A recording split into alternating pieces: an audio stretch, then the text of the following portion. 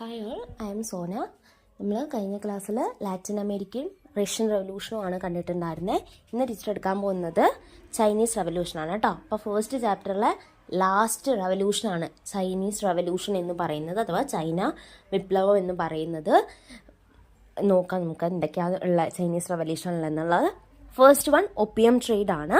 Opium trade എന്ന് പറഞ്ഞു വെച്ചാൽ China gained profit by export. China ലാഭം നേടുന്നത് എങ്ങനെയാണ്? കയറ്റുമതിയിലൂടെ ലാഭം നേടി.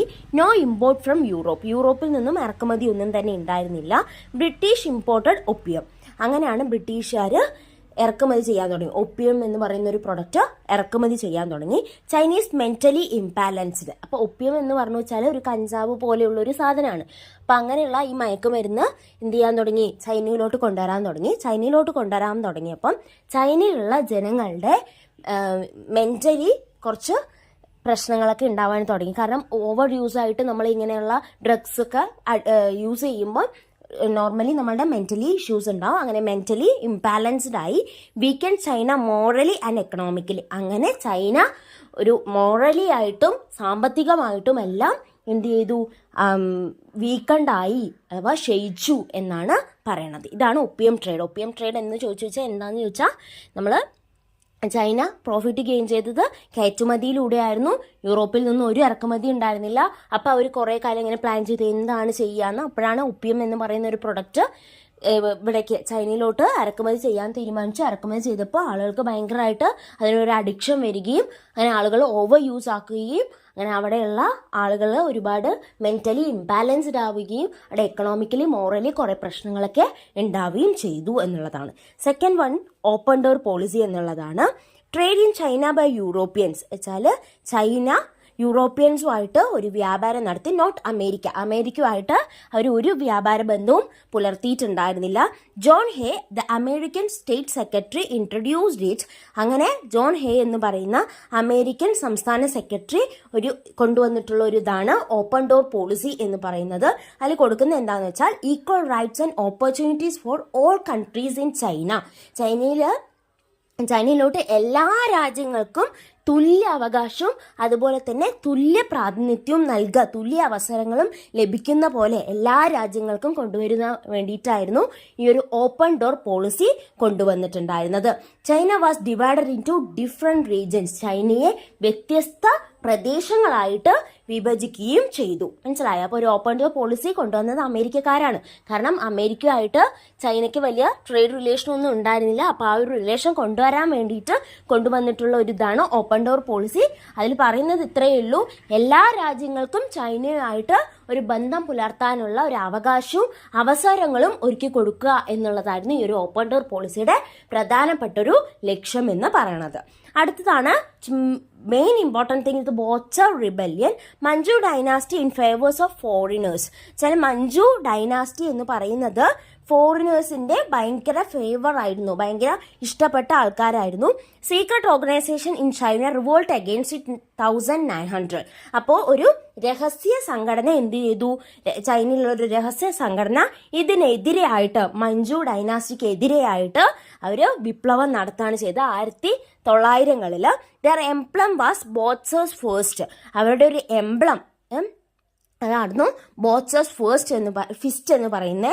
It simulated the later revolution. ഇത് പിന്നീടുള്ള വിപ്ലവങ്ങൾക്ക് ഒരു ഇതായിട്ട് മാറി എന്നുള്ളതാണ് പറയുന്നത്. അതിന്റെ സൈഡിൽ തന്നെ ഒരു മഞ്ജു ഡൈനാസ്റ്റിയും അതിന്റെ എംബ്ലം ഒക്കെ കൊടുത്തിട്ടുണ്ട് കേട്ടോ. ബോച്ചേഴ്സ് ഫിസ്റ്റ് ഒക്കെ കൊടുത്തിട്ടുണ്ട്. പിന്നെ റെവല്യൂഷൻ നയിച്ചത് ആരായിരുന്നു? സൺയാട്സൻ ആയിരുന്നു. അദ്ദേഹത്തിന്റെ 3 ഐഡിയോളജീസ് ആയിരുന്നു ഉണ്ടായിരുന്നത്. 1 നാഷണലിസം, 2 ഡെമോക്രസി, 3 സോഷ്യലിസം അഥവാ ദേശീയത, ജനാധിപത്യം, സോഷ്യലിസം. ഈ നാഷണലിസം എന്ന് പറയുന്നത് expel Manchu dynasty and imperial powers. Manchu ഡൈനാസ്റ്റിനെയും അതുപോലെ തന്നെ മറ്റ് അധികാരികളെയൊക്കെ പുറത്താക്കുക എന്നുള്ളതാണ്. ഡെമോക്രസി എന്ന് പറഞ്ഞാൽ എസ്റ്റാബ്ലിഷ് ഡെമോക്രാറ്റിക് റൂൾ, ഒരു ജനാധിപത്യ ഭരണം കൊണ്ടുവരിക. സോഷ്യലിസം എന്ന് പറഞ്ഞാൽ control capital and equal land distribution. അതുപോലെ തന്നെ സമ്പത്ത് കൺട്രോൾ ചെയ്യുക, അതുപോലെ തന്നെ എല്ലാവർക്കും തുല്യമായിട്ട് സ്ഥലം എല്ലാം വിതരണം നൽകി കൊടുക്കുക എന്നുള്ളതാണ് പറയണത്. അതുപോലെ തന്നെ 2 പാർട്ടീസ് മെയിൻ ആയിട്ടുണ്ടായിരുന്നു, ക്യുമിൻടങ് പാർട്ടീസും ചൈനീസ് കമ്മ്യൂണിസ്റ്റ് പാർട്ടിയും എന്ന് പറയണത് കേട്ടോ, CPM ഉള്ളത്. List the reforms by Sun Yat sen in China. എന്തെല്ലാം ഇംപ്രൂവ്മെന്റ്സ് ആണ് സൺ യാറ്റ്-സെൻ ചൈനയിൽ കൊണ്ടുവന്നേ ചോദിച്ചു വെച്ചാൽ, end of monarchy and Manchu dynasty. Monarchy വെച്ചാൽ രാജഭരണം ഇല്ലാതാക്കി, അതുപോലെ തന്നെ മഞ്ജു ഡൈനാസ്റ്റിയും അവസാനിപ്പിച്ചു. Republican government by Kuomintang party. Kuomintang പാർട്ടിയുടെ കീഴിലുള്ള ഒരു റിപ്പബ്ലിക്കൻ ഗവൺമെന്റ് കൊണ്ടുവന്നു. അതിന്റെ പ്രധാനപ്പെട്ട ലീഡർ എന്ന് പറയുന്ന ആരായിരുന്നു? സൺ യാറ്റ്-സെൻ ആയിരുന്നു. അദ്ദേഹത്തിന്റെ പ്രധാനപ്പെട്ട ഐഡിയോളജീസ് എന്ന് പറയുന്നത് നാഷണലിസം, ഡെമോക്രസി, സോഷ്യലിസം എന്നുള്ളതായിരുന്നു. Nullify the unjust treaties with foreigners. അതുപോലെ തന്നെ ഫോറിനേഴ്സുമായിട്ട് ആവശ്യമില്ലാത്ത കുറേ സഖ്യങ്ങളൊക്കെ ഒപ്പുവെച്ചിട്ടുണ്ടായിരുന്നു, അതിനെല്ലാം എടുത്തു കളഞ്ഞു. Importance for agriculture and industry. അതുപോലെ തന്നെ കൃഷിക്കും വ്യവസായത്തിനും എല്ലാം പ്രാധാന്യം നൽകി. Received assistance from Russia. റഷ്യയിൽ നിന്നും അവര് കുറച്ച് സഹായങ്ങളെല്ലാം സ്വീകരിച്ചു. Chinese communist parties was formed. അങ്ങനെ ചൈനയിൽ ഒരു കമ്മ്യൂണിസ്റ്റ് പാർട്ടി രൂപീകരിച്ചു. ക്യുമിൻടങ് ആൻഡ് കമ്മ്യൂണിസ്റ്റ് കോപ്പറേറ്റഡ്. അങ്ങനെ ക്യുമിൻടങ്ങും കമ്മ്യൂണിസ്റ്റുകാരും കൂടെ വളരെ നല്ല രീതിയിൽ ബന്ധം പുലർത്തിക്കൊണ്ടുപോയി. അങ്ങനെ ചിയാങ് കൈഷേക്ക് എന്ന് പറയുന്ന ഒരു വ്യക്തി വരികയാണ്. He became the head after Sun Yat sen. Sun യാറ്റ്-സെന് ശേഷം വന്നിട്ടുള്ള ഹെഡ് ആയിട്ടുള്ള ഒരു വ്യക്തിയാണ് ചിയാങ് കൈഷേക്ക് എന്ന് പറയുന്നത്. Military autocracy in China. ചൈനയിൽ ഒരു സൈന്യത്തിന്റെ ഒരു ആധിപത്യം കൊണ്ടുവന്നു. നോ കോപ്പറേഷൻ വിത്ത് കമ്മ്യൂണിസ്റ്റ്. കമ്മ്യൂണിസ്റ്റുമായിട്ട് ഒരു ബന്ധവും ഉണ്ടായിരുന്നില്ല. Foreign powers came back. അങ്ങനെ പിന്നീട് ഇദ്ദേഹം വന്നപ്പോൾ ഫോറിനിലുള്ള ആൾക്കാരുണ്ടല്ലോ, എക്സ്റ്റേണൽ പവേഴ്സ് ഒക്കെ പിന്നെയും അധികാരത്തിലോട്ട് വന്നു. Communist were brutally suppressed. അതുപോലെ തന്നെ കമ്മ്യൂണിസ്റ്റുകാരെയൊക്കെ ഭയങ്കര മൃഗീയമായിട്ട് അടിച്ചമർത്താണ് ചെയ്തിട്ടുണ്ടായിരുന്നത്. Leadership of Mao Zedong. Mao സേതുങ്ങിന്റെ ഒരു ഭരണത്തിലായിരുന്നു എന്നുള്ളതാണ്. പിന്നെ നാഷണൽ റവല്യൂഷൻ ആർമിയുടെ ഒരു പിക്ചർ കൊടുത്തിട്ടുണ്ട്. റെഡ് ആർമി, പിന്നെ ലോങ് മാർച്ച് നടത്തിയിട്ടുള്ള ഇതിനൊക്കെ ഒരു പിക്ചർ നമ്മൾക്ക് കൊടുത്തിട്ടുണ്ട്. Revolutions under Mao Zedong. Mao സേതുങ്ങിന്റെ ഇടയിലുണ്ടായിരുന്ന എന്തൊക്കെയാണ് വിപ്ലവം ചോദിച്ചു വെച്ചാൽ അതിന്റെ ഒരു കാരണങ്ങൾ അൺജസ്റ്റ് ട്രീറ്റീസ് വിത്ത് ഫോറിനേഴ്സുമായിട്ട് ആവശ്യമില്ലാത്ത കുറെ സഖ്യങ്ങൾ, നോൺ കോപ്പറേഷൻ വിത്ത് കമ്മ്യൂണിസ്റ്റുമായിട്ട് ഒരു കോപ്പറേഷൻ, ഒരു ബന്ധം ഉണ്ടാക്കിയിട്ടുണ്ടായിരുന്നില്ല, മിലിറ്ററി ഓട്ടോക്രസി, സൈന്യത്തിന്റെ ഒരു ആധിപത്യം, ഇതൊക്കെയായിരുന്നു ഈ ഒരു മാവോ സേതുങ്ങിന്റെ ഇടയിൽ വന്നിട്ടുണ്ടായിരുന്ന റവല്യൂഷന് കാരണങ്ങൾ എന്ന് പറയുന്നത്. റവല്യൂഷൻ നയിച്ചത് ആദ്യം 1934 ഒരു വലിയൊരു മാർച്ച് നടത്തിയിട്ടുണ്ടായിരുന്നു. കിയാങ്സി ടു യനാൻ. കിയാങ്സിയിൽ നിന്നും യനാനിലോട്ടായിരുന്നു ഈ ഒരു ലോങ് മാർച്ച് നടത്തിയിട്ടുണ്ടായിരുന്നത്. Seized agriculture lands from lords and given to farmers. വെച്ചാല് അവിടത്തുള്ള പ്രഭുക്കന്മാരിൽ നിന്നും കൃഷി സ്ഥലങ്ങളെല്ലാം പിടിച്ചെടുത്തിട്ട് അത് കർഷകർക്ക് കൊടുക്കുകയാണ് ചെയ്തത്. ഈ ഒരു ലോങ് മാർച്ച് ഒരു 12,000 കിലോമീറ്റർ വരെ കവർ ചെയ്തിട്ടുണ്ടായിരുന്നു. മാവോവും കമ്മ്യൂണിസ്റ്റ് പാർട്ടീസും എന്ത് ചെയ്തു? ഈ ഫോറിനേഴ്സിന് എതിരെ വിപ്ലവം നടത്താനായിട്ടുള്ള പ്രധാനപ്പെട്ട ഒരു സിംബൽ ആയിരുന്നു. അങ്ങനെ 1949 people republic of China under മാവോന്റെ അടിയിൽ ഒരു പീപ്പിൾ റിപ്പബ്ലിക് ഓഫ് ചൈന എന്ന് പറയുന്നത് വരികയാണ് ചെയ്തിട്ടുണ്ടായിരുന്നത് കേട്ടോ. അപ്പോൾ ഇത്രയും മാവോ സേതുങ് ഭരണത്തിലോട്ട് വരുമ്പോൾ 3 പ്രശ്നങ്ങളായിരുന്നു ഉണ്ടായിരുന്നത്. ഈ ഫോറിനേഴ്സുമായിട്ടുള്ള വേണ്ടാത്ത ട്രീറ്റീസും, ഒരു കമ്മ്യൂണിസ്റ്റുമായിട്ടുള്ള ഒരു കോപ്പറേഷൻ ഇല്ലായ്മയും, മിലിറ്ററി ഓട്ടോക്രസിയും. ഇതൊക്കെ ആരായിരുന്നു കൊണ്ടുവന്നിട്ടുണ്ടായിരുന്നത്? ചിയാങ് കൈഷേക്ക് കൊണ്ടുവന്നിട്ടുള്ളായിരുന്നു. ഇതിനൊക്കെ എതിരെയായിട്ടുള്ള കാര്യങ്ങൾ ചെയ്യാൻ വേണ്ടിയിട്ടാണ് നമ്മുടെ മാവോ സേതുങ് ഭരണത്തിലോട്ട് വരുന്നത്. മാവോ സേതുങ് വന്നതിന് ശേഷം ഈ ഒരു ലോങ് മാർച്ച് നടത്തിയിട്ട് ഇത്രയും മാറ്റങ്ങളെല്ലാം കൊണ്ടുവന്നിട്ടുണ്ടായിരുന്നു കേട്ടോ. പിന്നെ അടുത്തതെന്ന് പറയുന്നത് ലോകത്തിൽ നയിച്ചിട്ടുള്ള ഈ വിപ്ലവങ്ങൾ ഏതൊക്കെയാന്നുള്ളതാണ്. ആദ്യത്തെ അമേരിക്കൻ വാർ ഓഫ് ഇൻഡിപെൻഡൻസ് ആയിരുന്നു.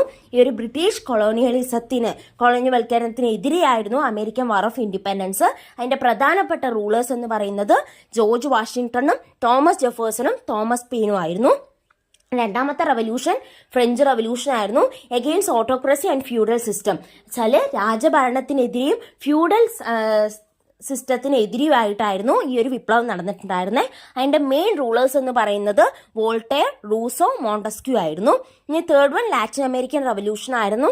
അതെന്ന് പറയുന്നത് against the domination of Spain and പോർച്ചുഗലിന്റെയും സ്പെയിനിന്റെയും ആധിപത്യത്തിനെതിരെയായിരുന്നു. അതിന്റെ main rulers Francisco Miranda, Simon Bolivar, Jose de San Martin ഒക്കെ ആയിരുന്നു. അടുത്ത റഷ്യൻ റവല്യൂഷൻ ആയിരുന്നു. Against monarchy and feudalism. Feudal ഭരണത്തിനും രാജഭരണത്തിനും എതിരായിരുന്നു ഇത്. അതിൻ്റെ പ്രധാനപ്പെട്ട rulers Kerensky, Lenin and Trotsky ആയിരുന്നു. Last one is a Chinese revolution. അതെന്ന് പറയുന്നത് against foreign power, feudal system and Manju rule. വെച്ചാൽ ഫോറിൻ ഭരണത്തിനെതിരെയും ഫ്യൂഡൽ സിസ്റ്റത്തിനെതിരെയും മഞ്ചു ഭരണത്തിനെതിരെയും, മഞ്ചു ഡൈനാസ്റ്റിയുടെ റൂൾ ഉണ്ടല്ലോ, ഇതിനൊക്കെ എതിരെയായിരുന്നു ഈ ഒരു വിപ്ലവം നടന്നിട്ടുണ്ടായിരുന്നത്.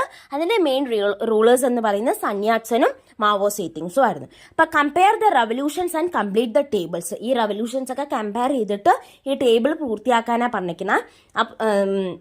അത് കവർ ചെയ്തിട്ടുള്ള ഒരു ഇത് കൊടുത്തിട്ടുണ്ട്. അതിൽ പറയുന്നത് ഇത്രയേ ഉള്ളൂ. അമേരിക്കൻ റവല്യൂഷൻ എപ്പോൾ തുടങ്ങി, അതിൻ്റെ ലീഡേഴ്സ് ആരൊക്കെയായിരുന്നു, അതിൻ്റെ ലക്ഷ്യങ്ങൾ എന്തായിരുന്നു, അതിൻ്റെ പ്രധാനപ്പെട്ട ഐഡിയോളജീസ് ഏതൊക്കെയാണ്, അതിൻ്റെ പ്രധാനപ്പെട്ട തിങ്കേഴ്സ് ആയിരുന്നു, അതിൻ്റെ റിസൾട്ട് എന്താണ്. ഇത്രയും കാര്യങ്ങളാണ് നമ്മൾ ഡിസ്കസ് ചെയ്തിട്ടുള്ള കാര്യങ്ങൾ തന്നെയാണ്. ബസ് ജസ്റ്റ് ഒരു ബ്രീഫായിട്ട് ഈ കാര്യങ്ങൾ മനസ്സിലാക്കി വെക്കാനാണ് ഈ ഒരു ബോയ്സ് നിങ്ങളെ ഹെൽപ്പ് ചെയ്യുന്നത് കേട്ടോ. അപ്പോൾ ഈ ഒരു ബോയ്സ് നന്നായി വായിക്കുക. എപ്പോൾ അത് സ്റ്റാർട്ട് ചെയ്തു, എങ്ങനെയാണ്, ഏതൊക്കെയായിരുന്നു ലീഡേഴ്സ് എന്നുള്ളതെല്ലാം നമ്മൾ ഓർത്ത് വെക്കേണ്ടതാണ് കേട്ടോ. 1 മാർക്ക് 2 മാർക്ക് ക്വസ്റ്റ്യൻസിനൊക്കെ നമുക്ക് വരുന്നതാണ്. ഏതായിരുന്നു റൂളേഴ്സ് എന്ന് ചോദിക്കും, പ്രധാനപ്പെട്ട ഐഡിയോളജീസ് ചോദിക്കും, അതുപോലെ തന്നെ ഇതിൻ്റെ ലക്ഷ്യങ്ങൾ എന്തൊക്കെയാണ്. കൂടുതലും ഇതിൻ്റെ ലീഡേഴ്സിനെയാണ് നമുക്ക് റിപ്പീറ്റഡ്ലി ക്വസ്റ്റ്യൻസിലായിട്ട് വരാറുള്ളത്. ഇയർ പറ്റുവാണെന്നുണ്ടെങ്കിൽ കൂടുതലും ഓർമ്മ വയ്ക്കുന്നതായിരിക്കും, നിങ്ങൾക്ക് ഹെൽപ്ഫുൾ ആയിരിക്കും. നിങ്ങൾക്ക് എസ്സേ ഒക്കെ എഴുതുമ്പോൾ ഈ ഇയർ വെച്ച് എഴുതുകയാണെന്നുണ്ടെങ്കിൽ it's very impressive to value the teachers. Okay, അപ്പോൾ അതുകൊണ്ട് നിങ്ങൾ കൂടുതലായിട്ടും ഇതിൻ്റെ ലീഡേഴ്സിനെയൊക്കെ നല്ല രീതിയിൽ ഓർത്തു വെക്കുക. അതിൻ്റെ എയിംസും അതിൻ്റെ ഐഡിയോളജീസും പിന്നെ ലാസ്റ്റ് വൺ ദ റിസൾട്ട്, അതെന്തായി മാറി, അതിൻ്റെ ഒരു ഇമ്പാക്റ്റ് ഉണ്ടാവുമല്ലോ, അതെന്താണെന്നുള്ളതും നല്ല രീതിയിൽ മനസ്സിലാക്കി വെക്കുക. അപ്പോൾ ഇതിൽ പ്രധാനപ്പെട്ട ഒരു റവല്യൂഷൻസ് എന്ന് പറയുന്നത് അമേരിക്കൻ, റഷ്യൻ, ഫ്രഞ്ച് ഇങ്ങനെയുള്ള റവല്യൂഷൻസ് ഒക്കെയാണ് റിപ്പീറ്റഡ്ലി ക്വസ്റ്റ്യൻ വരുന്നത്. ഈ ചൈനീസ് റവല്യൂഷനൊക്കെ 4 മാർക്സിന് കാണുന്നതാണ്. പക്ഷേ എസ് ഐ ക്വസ്റ്റ്യനിൽ റിപ്പീറ്റഡ്ലി വരുന്ന റവല്യൂഷൻസ് അമേരിക്കൻ വാർ ഓഫ് ഇൻഡിപെൻഡൻസും റഷ്യൻ റവല്യൂഷനും ഫ്രഞ്ച് റവല്യൂഷനും ആണ്. അപ്പോൾ ഈ 3 റവല്യൂഷനും നിങ്ങൾ എന്ത് ചെയ്യണം, നല്ല രീതിയിൽ എസ് ഐക്ക് വേണ്ടി പ്രിപ്പയർ ചെയ്യണം. ഈ ചൈനീസ് റവല്യൂഷനൊക്കെ നമ്മൾ ചൈനയും ലാറ്റിൻ അമേരിക്കനൊക്കെ കാണാറുള്ളത് 4 മാർക്സ് ക്വസ്റ്റ്യൻസ് ആയിരുന്നു. പക്ഷെ അത് നന്നായി പഠിക്കണം. എന്നാലും ആ ഒരു റേഞ്ചിൽ നമ്മൾ ആൻസേഴ്സ് മോൾഡ് ചെയ്ത് വെക്കുക കേട്ടോ. എസ് എക്ക് വേണ്ടിയിട്ടുള്ളത് 4 മാർക്സിന് വേണ്ടിയിട്ടുള്ള രീതിയിൽ മോൾഡ് ചെയ്ത് വെക്കുക.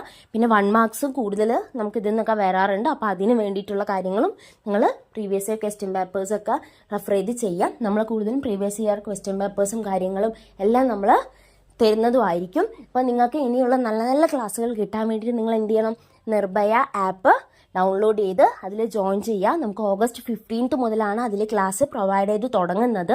അപ്പം നിങ്ങൾക്ക് പറ്റുവാണെന്നുണ്ടെങ്കിൽ വളരെ കുഞ്ഞു ഫീസേ ഉള്ളൂ. അപ്പം അതിൽ നിങ്ങളെല്ലാവരും ജോയിൻ ചെയ്യാൻ ശ്രമിക്കണം. അപ്പോൾ അതിൻ്റെ എന്തെങ്കിലും ഫെർദർ ഡീറ്റെയിൽസിന് വേണമെന്നുണ്ടെങ്കിൽ താഴെ തന്നെ ഒരു നമ്പർ കൊടുക്കുക.